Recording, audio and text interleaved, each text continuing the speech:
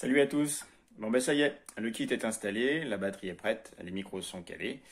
C'est un groupe de drum and bass, du rock instrumental, avec principalement donc une batterie et une batterie Gretsch et une basse qu'on n'a pas encore enregistrée, avec une musique à base de samples. C'est une musique donc exigeante sur la batterie, c'est pour ça qu'on a placé 21 micros.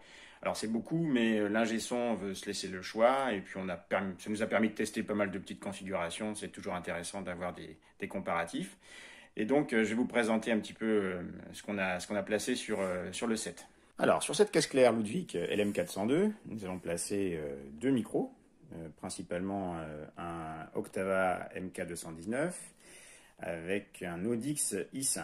Le Audix qui passe dans un API et puis ensuite dans un simulateur de bande analogique et puis un compresseur.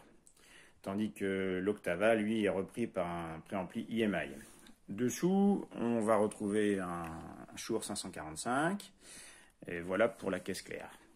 Pour le charlet, on a placé un C535 AKG, le tom aigu, un D2 Audix au-dessus, un D4 Audix au-dessous. Pour le tom basse, un D2 Audix au-dessus et un MD421 qu'on voit ici juste au-dessous. La grosse caisse, configuration très classique.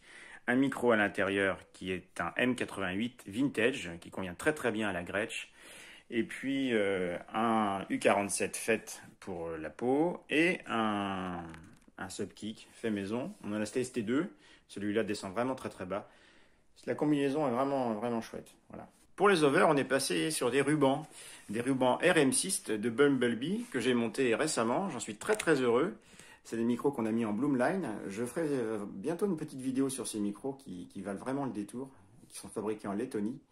Et je vous en parlerai. Alors, comme l'image stéréo est très large avec ce système-là, on va recentrer avec un AKG 414 qu'on a placé à la même distance, mais en face, histoire d'avoir un centre plus précis.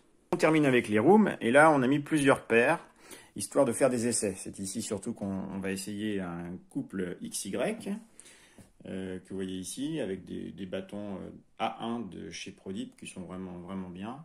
Et puis, on a placé également des rubans au sol, à gauche et à droite de la batterie, que vous voyez ici, des RM700. Puis, on a placé derrière le batteur un U47, voilà, à lampe. Et tout en haut, là-bas, en figure en 8, on a placé un U67.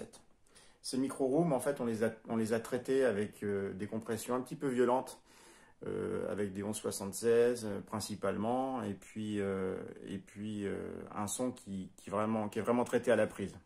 Voilà, au moins on aura le choix. Enfin, c'est pas moi qui vais mixer, mais en tout cas on aura le choix. Voilà pour la présentation. Bah écoutez, maintenant il n'y a plus qu'à. La suite au prochain épisode, on va enregistrer.